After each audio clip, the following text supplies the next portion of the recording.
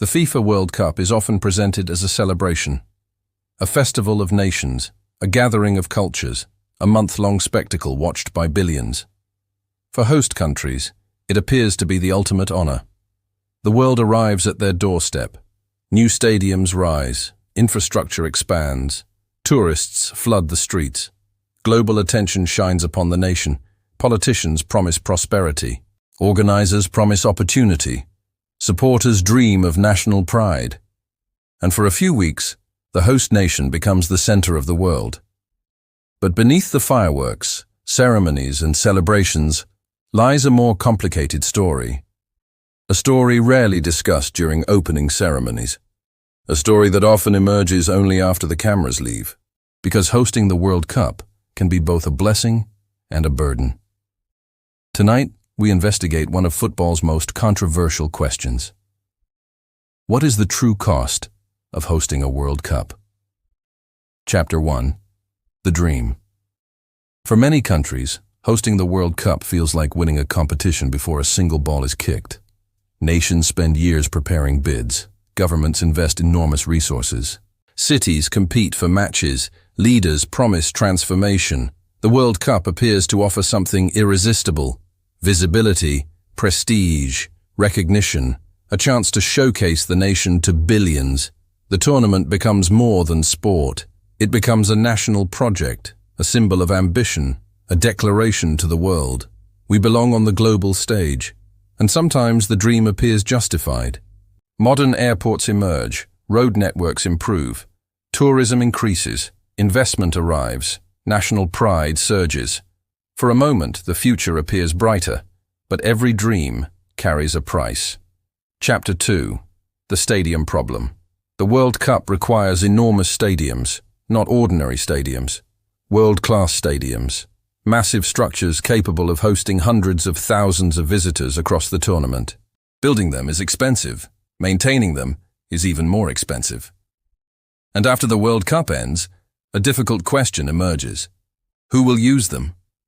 Some cities possess strong football cultures capable of filling large stadiums. Many do not. As a result, some host nations discover that their proudest monuments quickly become burdens. Gigantic arenas. Enormous maintenance costs. Minimal use. Economists sometimes call them white elephants. Projects so large and expensive that they become difficult to justify once the excitement disappears.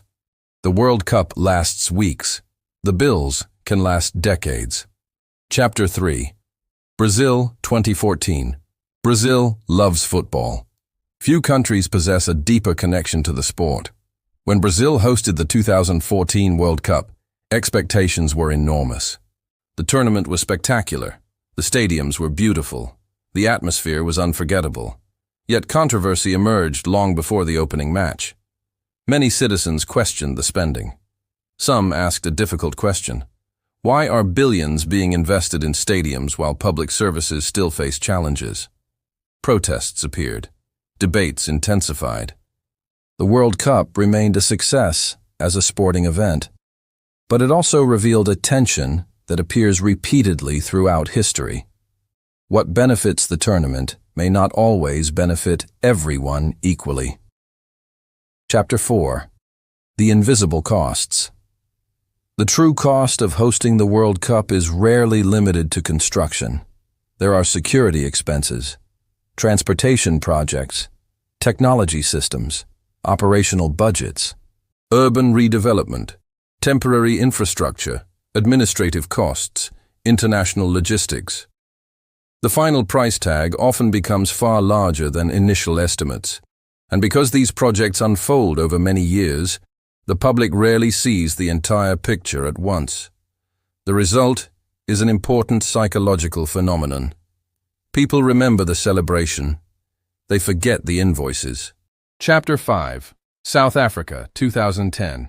The 2010 World Cup represented a historic moment. For the first time, the tournament arrived in Africa.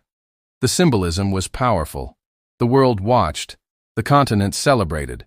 Many positive developments followed. Infrastructure improved. Tourism increased. Global visibility expanded. Yet difficult questions also emerged afterward. Could all the new facilities remain financially sustainable? Would the long-term benefits match the long-term costs? The answers were not always clear, because measuring pride is difficult, measuring expenses is easier, and governments must eventually balance both. Chapter 6. The Politics of Prestige. World Cups are not merely sporting events, they are also political events. Governments understand the power of international attention. Hosting the tournament allows nations to shape global perceptions, to display modernization, to project confidence, to communicate national identity. In some cases, hosting becomes a form of reputation management, a chance to present a particular image to the world. This creates an important question. When a country hosts a World Cup, who is the event truly for? The fans, the players, the citizens, or the global audience watching from afar? The answer is often complicated. Chapter 7. The host nation advantage. Football supporters frequently discuss the host advantage. History suggests host nations often perform better than expected. Familiar stadiums, local support, reduced travel, national momentum, psychological energy. The crowd becomes a 12th player. Pressure can become fuel. Yet hosting also creates unique burdens. The expectations become enormous. Every defeat feels larger. Every mistake receives greater attention. The host nation does not merely participate, it carries the hopes of millions. Chapter 8. Qatar 2022. Few World Cups generated as much debate before kickoff as Qatar 2022. Supporters praised innovation. Critics raised concerns. Journalists examined costs, labor issues, infrastructure, and long-term sustainability. The tournament itself delivered memorable football, unexpected upsets, historic moments, global attention. Yet the broader conversation never disappeared. The event demonstrated a recurring reality of modern World Cups. Football is only part of the story. Economics, politics, labor, media, international relations, all become part of the tournament's legacy. Chapter 9. Why countries still want it. Given the costs and controversies, one question remains. Why do countries continue competing to host? Because hosting offers something difficult to measure. Visibility, identity, prestige, legacy. The World Cup creates moments that become part of national memory. Generations remember where they were, what they saw, how they felt. For many governments, these intangible benefits remain worth pursuing, even when the financial calculations remain uncertain.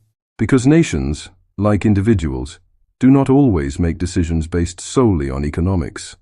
Sometimes they pursue meaning, status, recognition, and belonging. Chapter 10. What hosting reveals about human nature. Perhaps the most fascinating aspect of the World Cup is that it reflects the same psychological forces that shape human behavior everywhere. Status, prestige, recognition, legacy, identity. Nations seek these things just as individuals do. The desire to be seen, the desire to matter, the desire to leave something behind. Hosting the World Cup becomes one expression of those desires, which is why the debate surrounding host nations never truly disappears.